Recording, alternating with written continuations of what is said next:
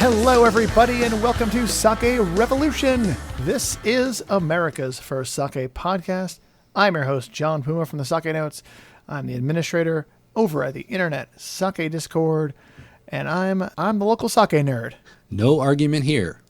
And I am your host, Timothy Sullivan. I am a sake samurai, sake educator, as well as the founder of the Urban Sake website.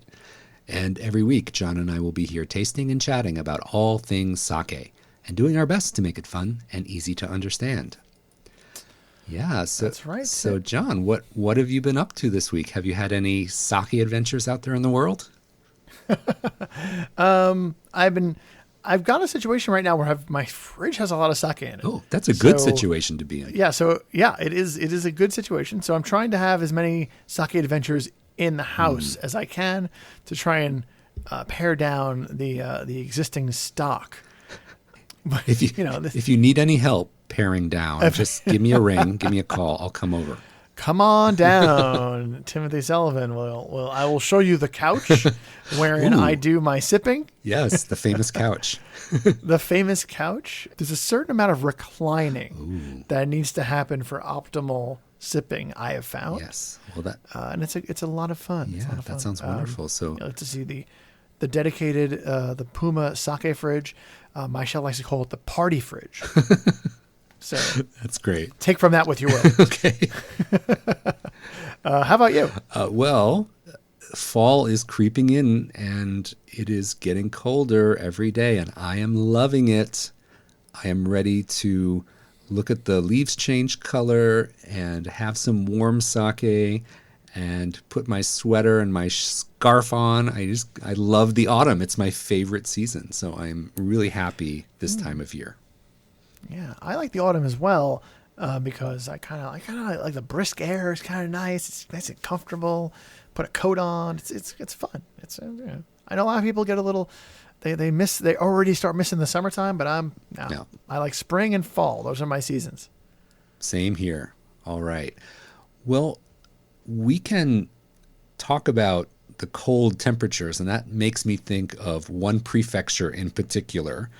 We've talked about a few prefectures and what their sake specialties are, but I thought it might be fun today to take another look, do a profile of a prefecture, and this is an interesting one. It is a landlocked prefecture. That means no access to the ocean on any side. I didn't know they had those in Japan. They do, yes. And we are talking about Nagano Prefecture. Yeah. By the way, for the record, guys, I do know there are landlocked prefectures in Japan. Don't write in about that. So I think Nagano, when any American hears the word Nagano, there's probably one thing they're going to think of, right? Yes. What's that? The Olympics. The Olympics. Yes. 1998 Winter Olympics were in Nagano. And I was just a small child back then, so I barely remember it. Wah, wah. Not true. Not true. I actually barely remember it because I was a little young at that point. Also, not overwhelmingly interested in the Winter Olympics back when I was 10 or whatever, however old I was. Yeah, I think the same with me. I don't think I was that interested in the Winter Olympics, but it is a big deal when that happens, and Nagano is still famous to this day for hosting the 98 Winter Olympics. And there's a few other things about Nagano that I think people would know if they saw the picture. Have you ever heard of the snow monkeys that go in the onsen? Oh, that was when we were researching going to Japan for the first time ever, that was like one of the first, wait, can we do that? And in real life, I would not want to do that. That seems a little terrifying to me. I don't know. I don't want to go and see wildlife that is not, that's free to roam and it'll bother them while they're having a bath. That just seems rude. For our listeners who may not have seen, you can check out the show notes for the pictures of the famous snow monkeys. But there is a park in Nagano that has a natural hot spring, or an onsen. And the macaque monkeys, which is, I think, the largest monkey in Japan, they climb down the mountain and they get into the onsen and they kind of relax there. And it's a very famous picture that they use for tourism, as you said. Oh, yes, it is. Also, these monkeys look like absolute legends. They are just, they're just like hanging out. They are having the time of their lives. You kind of get jealous. You're like, man, when I relax, I am not as relaxed as these monkeys. Yeah, but you know what I heard that kind of destroyed it for me forever? There's a very strict pecking order in macaque society. So there's only a certain class of monkey in the group that is allowed to get into the onsen. So if you're a lower ranking monkey in the pecking order, you have to shiver off to the side. And it's like not equitable or fair at all. It is survival of the fittest, and it is not a good way to run the onsen, I don't think. Well, remember, Tim, in Starfleet, we have to respect the customs of other races. It's the prime directive in Nagano, I know. But yeah, from my so wait, so when I called them like absolute legends for being in the pool, it's literally like the best of the best that get to be in the pool. Well, it's the dominant monkeys get to be in the pool, and the monkeys that aren't in charge of the pack, they have to shiver on the side. So I always feel sorry for those little monkeys on the side. I guess I identify with the underdog. Yeah. Well, they should just go and make their own pool. Yeah. So I've never been to see the snow monkeys in Nagano, and I think I'll be fine if I skip that on my next trip to Japan. Yeah, I think so too. You don't want to be in Big Monkey's pocket. Yeah. You want to go and find the underdog monkeys someplace else and visit them wherever they may be. Yeah, the equitable monkeys. Right. So Nagano is famous for the Olympics, and it's famous for the Snow Monkey Park, and it's also called the Roof of Japan. Have you ever heard that? I have never in my life heard the term Roof of Japan. I've heard Kitchen of Japan. That's Osaka. I've never heard of Roof of Japan. Why is it the Roof of Japan? Well, it has 3 mountain ranges that are 10,000 feet tall. So there is a wide range of mountains. There's the Hida Mountains, the Kiso Mountains, and the Akaishi Mountains. And they have peaks that are up to 10,000 feet tall. It's about 3,000 meters. And these are some of the highest elevations in the country. And this is why Nagano is referred to as the Roof of Japan. But there's a side effect of all these mountains, and that is they get snowed on, and then in the warmer months that all melts. So Nagano is also super famous for the quality of its water. And at the foot of all these different mountains in the valleys and the plains, they have tremendous water quality, which of course is good for us and all of our interest in sake. Yes, we do love mountain runoff water. Whenever we talk about sake and we talk about where water comes from, that's always a big plus. It's like, oh, are there mountains nearby? Yeah, definitely. And there's a lot of mountains in Japan. So I did some research and I looked up what the most famous food from Nagano is. Do you have any idea what it might be? Well, it's really cold there and mountainous, so I'm going to guess it is some sort of a strange mountain vegetable that I'm not familiar with, that is very warm. That's a good guess. And you can incorporate mountain vegetables into this dish, but soba noodles are actually the most famous food from Nagano, according to my research. I am listening. Every article I looked up, what's the best, most famous food from Nagano, and everyone started with soba. And I think there's a soba where they take those mountain vegetables and they tempura them, they fry them, and you have those with your soba. But do you like soba? I'm a big soba fan. That is good, as am I. Yeah? Yeah, all right. And soba is good for you too. It's a buckwheat noodle, and it's really healthy. Yeah. How do you like your soba? I'm one of those people who drinks iced coffee all year round, and I like cold soba. Really? Yes. Wow. Well, I'm the opposite. I will have hot soup soba, like a kakeage soba or a kake soba, like in the middle of the summer. I don't care. I'm inside. I'm protected from the elements. I want my soba.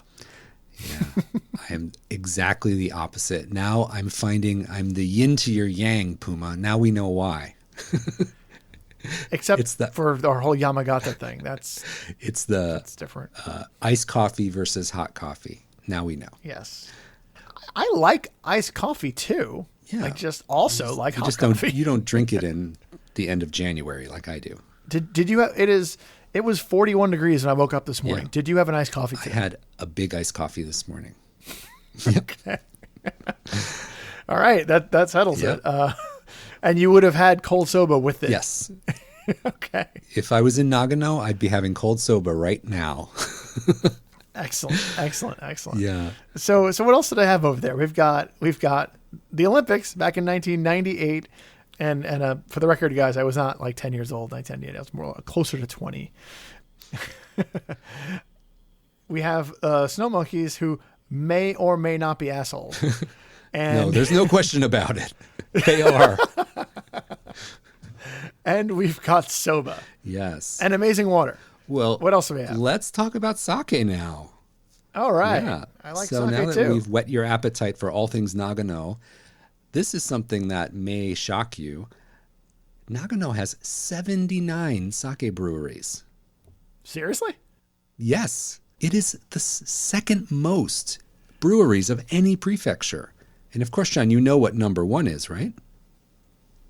And Niigata. That's right. Niigata at approximately 90 breweries. And Nagano comes in number two in number of sake breweries, 79. That's a lot. 79? Yeah. I had literally no idea. Yeah. I mean, Nagano. Yeah. So all of those mountains and all of that runoff, you put the brewery where the water is, Tim. That's what they always say. yep. That is what they say. Wow. 79. Yes, 79 breweries. And there are other prefectures that are really well known for sake, of course. You mentioned a few of them just a moment ago. But Nagano is a little bit of, I think, the underdog for being really well known for premium sake. You know, there's a few brands that I think are really well known outside of Japan from Nagano. And Yeah. one that we've tasted on the show before is Kurosawa. Yes. They have a really famous Tokubetsu Junmai. Yes. I want to say that in the United States, Kurosawa is one of those sakes that you can get at a lot of stores that don't have large sake selections. If they've got a few different varieties of sake, there's a really good chance that the Kurosawa will be one of them. Yeah, and it's been exported for a long time. Like that was around long before you and I got started drinking sake here in the States. So that is a really well-known brand from Nagano. And another brand is Maihime. So that's another brand that is exported. Yeah. I do want to say, though, the idea that there's 79 breweries that I've never heard of that might be really small, like mom and pop style breweries in Nagano, it really makes me want to go to Nagano and explore. It just seems like like I would break my one brewery per trip rule for this concept. I don't know. Yeah, it's so interesting. And we've talked about so many other prefectures with all our different sakes that we've tasted. And I think that Nagano, again, is the underdog and maybe a really good prefecture to dig into a little bit more. And so there is one big guy over here, right? Yes, there's one brand that has been exporting for a long time, really well distributed and super well known from Nagano. Yes, there is. And that is Miyasaka Jozo. But in the United States, we know them for making one particular brand. And Tim, what is that brand? That is Masumi. Masumi is a really well-known brand in the U.S., and it is a fabulous brewery. Let's talk a little bit about Miyasaka Jozo. So this is a brewery that I've had the good fortune to visit a few times, and it was founded in 1662. Wow. So another really old brewery. Yeah. And they have two facilities. So the original brewery building is called the Suwa Brewery, and Suwa is the name of the town where the brewery is. And there's also a beautiful lake there.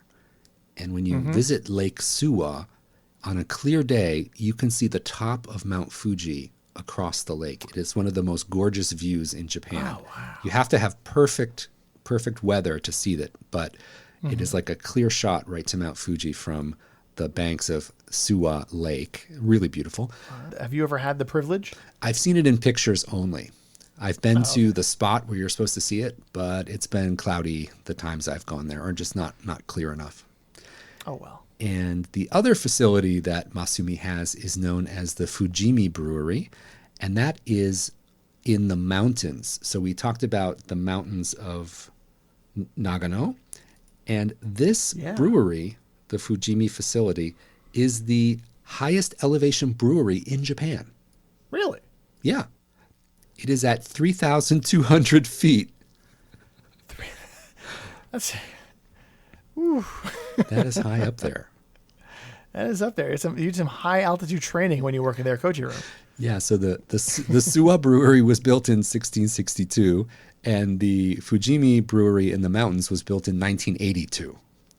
Oh, So wow. there's It's a babe. Yes. Yeah, so we're going to be tasting a sake from the Masumi brand today. And I want to give a shout out to the wonderful folks at Masumi. We have the president, Naotaka Miyasaka, and his lovely wife, Kumi. And Kumi runs the gift shop at the brewery. Wow. And it is one of the most beautifully curated shops that I've ever been to. So if you're looking for high-end glassware and all types of sake accoutrement to go with your Masumi when you buy it, it is very elegant and very beautiful. She does a wonderful job with that store. I love that we got a glassware plug in there. Yes. And then also at the brewery is the Mr. Miyasaka's son, Katsuhiko Miyasaka. So he's the next generation president, and he's been working at the brewery. And then there's also our buddy Keith Norum, who is the overseas sales manager for Miyasaka Jozo, and he's an American guy who's been living in Nagano for years. And I remember meeting him when I was first getting into sake. I met him at a restaurant event here in the States, and I was like, wow, what this guy does is amazing. So Keith has been at this for a long time, and he is a wonderful ambassador for Nagano sake overseas. So that's the team we're dealing with. They're all fantastic people, and their brewery is so special. They've made a wonderful sake that they've gone to great lengths to export. So we get to enjoy it because of all their hard labor. So I'm so grateful for that. That's great. Now, I guess apart from having two breweries over in Nagano and exporting a very large amount of sake and having wonderful glassware in their gift shop, what else is Miyasaka Jozo known for? Well, they are known for producing high-quality craft sake, absolutely. And their brand name is Masumi. And what does that mean? Well, Masumi is often translated as the mirror of truth. So there is a mirror that is 1,100 years old. It's an ancient artifact in the Suwa Taisha Shinto shrine. So the local Shinto shrine in Suwa City has this 1,100-year-old metal mirror that is one of their treasures. And the Masumi company has been donating sake to the Suwa shrine for generations and generations. So they got permission to use the name of the mirror, the local treasure, for their sake. So Masumi no Kagami is the mirror of Masumi, and that means truth or transparency. So the brand name comes from this mirror local treasure of their town, and it means mirror of truth. So I had always known that Masumi was the mirror of truth, but I didn't know there was an actual mirror. There is a mirror. I didn't know there was a literal, actual device that reflected things that exists in this town. That's very interesting. I did not know that. So it's on display at a local museum, so you can actually go look in the mirror of truth. But when I first heard this name, I thought it was like, oh, in vino veritas, like if you drink enough Masumi, you'll look in the mirror and tell the truth. What do you think? I like it. I like it a lot. This mirror of truth, Tim, we have some, do we not? We do. We brought some Masumi sake. John, do you want to introduce us to the particular sake we picked up for today? Sure. So this is the Masumi Okuden Kantsukuri. Kantsukuri is a way that refers to sake that's brewed at cold temperatures, kind of in the winter months. The rice type of this junmai is Hito Kokuchi, and also Miyamanishiki. We've talked about Miyamanishiki before, but I think this might be the first time I've uttered Hito Gokochi before. I hope I got it right, guys. And the milling percentage is 70%, so that is prime junmai. The sake meter value, the rating of that dry to sweet, is +3. So again, just a tick higher than neutral. And we normally don't talk about yeast too much here, but in this particular case, I think it's very important that we mention that this sake uses yeast number 7. Now, Tim, why is this significant? This is a huge big deal. So Masumi, the Miyasaka Jozo, is known as the discovery place of yeast number 7. So when yeasts were first being isolated and used for producing sake, they started numbering them. So the Brewing Society of Japan would kind of put a number on each yeast that was doing well, and they would distribute it. And in 1946, Masumi won all the top awards for the National Sake Appraisal and all the regional contests. And there were scientists at the Brewing Society of Japan who were like, what's going on at Masumi? Their sake is like off the hook this year. And they went there and they isolated a new yeast variety at the brewery, and they ended up releasing it to the country, to all the brewers, and they called it yeast number 7. And this yeast was literally a game changer in the world of sake. So one thing that Masumi is super famous for is at the site of discovery for this yeast number 7. This started to introduce those ginjo aromas to sake in a very prominent way, and it is still used today very widely in Japan. So yeast number 7 is one of the seminal yeast used in the world of sake, and it comes from Masumi. Interesting. All right. Yeah. One thing that the president, Mr. Miyasaka, told me is that he often hears that people assume that yeast number 7 is something that he can sell and that he has a patent for, and he rakes in all this money from yeast number 7, but that is not true. He was speaking at an event in New York, and I was listening to him. He said, if I was selling yeast number 7 all these years, I could have flown to New York today on a private jet, but that's not the case. So the yeast was taken and distributed to all the brewers. So it's not something that they own or control in any way, but they are very proud that they were the source of discovery for yeast number 7. all those sweet number 7 residuals that he's been denied. Yes. Yeah. So I think that this Masumi Okuden Junmai, I have heard this referred to as one of the flagship sakes of Masumi. It's one of their standard junmais, one of the fundamental sakes of their brewery that really defines their flavor and their taste. So I'm super excited to get into this and taste it. Great. I like that when we're doing an episode on Nagano, we're getting one of the flagship sakes from one of the largest breweries in Nagano. Yeah. So that's nice. All right. So are we ready to open up? Yes, let's do it. Let's do it. Wow, that was quite a pop.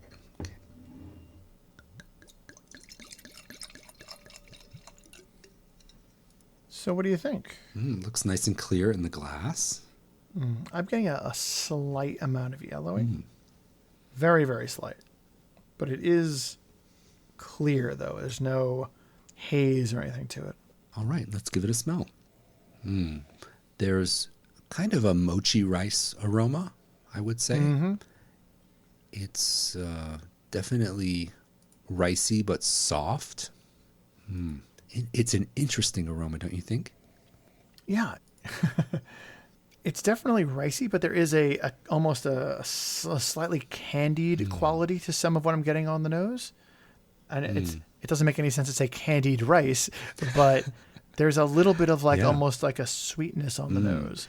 Yeah, and mochi is one of those sweeter rices, used often for dessert things. So that's why I was thinking right about a mochi rice, that sweeter style, kind of soft and chewy, but really lovely aroma. And it's pretty restrained as well, right? It's not super strong or super effusive in the aromatics. Not at all, no. Yeah, I agree with you. There's something like a little bit of a preserved note or something a little concentrated in the aroma. But primarily for me, it's reading like soft rice, maybe a little bit of preserved fruit, but overall soft, gentle, lightly ricey.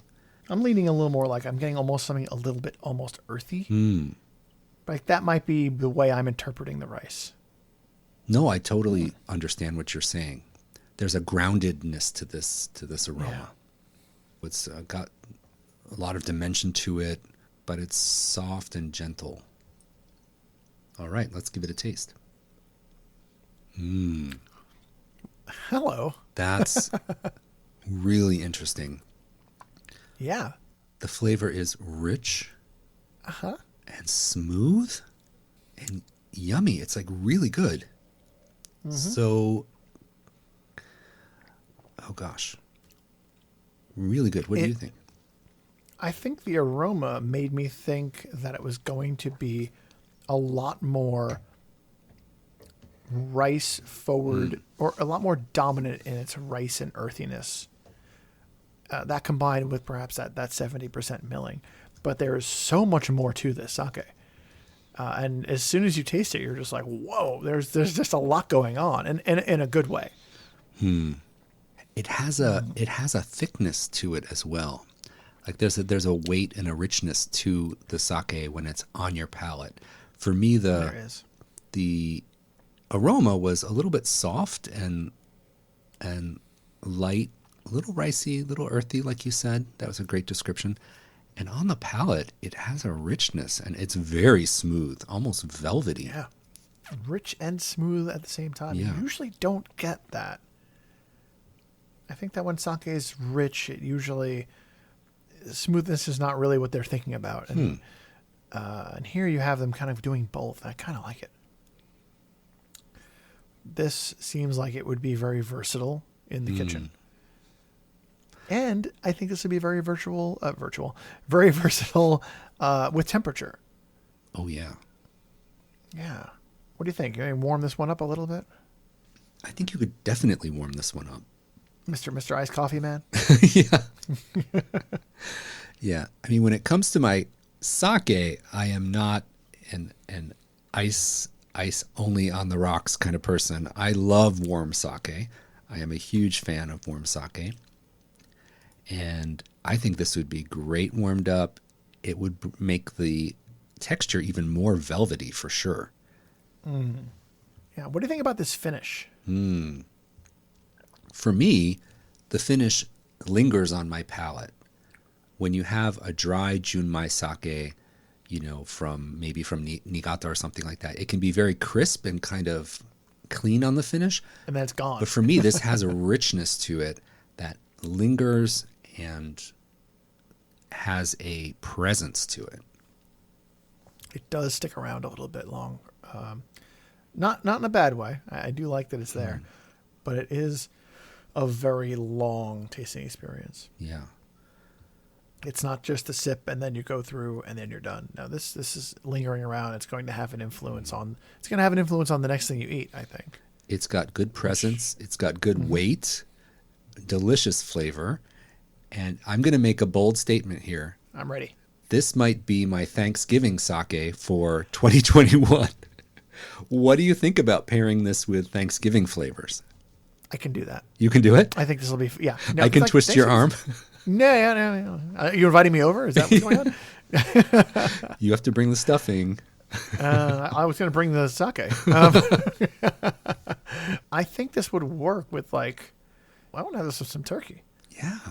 I think this would be great with Thanksgiving flavors like sweet potatoes, mashed sweet potatoes, and... Ooh. Mashed sweet potatoes. Wait a minute. I love my mashed sweet potatoes. Yeah. I don't know if I've ever had mashed sweet potatoes Oh my before. gosh, you're missing out. I've warmed up to roasted sweet potatoes, though. I was a hater. What? I was a sweet potato hater. I can't believe But it. I've come around. You should be very proud. Yes. Well, try mashing them because it's one of my favorite Thanksgiving foods is the mashed potatoes. I love turkey and gravy, of course. But if you think about cranberry sauce, that is like a dried, concentrated fruit. And I think we're picking up on a little bit of that concentrated, dried fruit flavor in this as well, along with the rice and the savoriness. Really, really good. Ooh. All right. Yes. I think this is a sake that would be good for warming, good served chilled, even good room temperature. And in my mind, first sip, admittedly, I'm in a Thanksgiving frame of mind right now. Clearly. It is the season. But I thought, wow, this would really pair well with all those flavors. Yeah, that was a nice little adventure. That was fun. So all our listeners out there, you got to look into Nagano.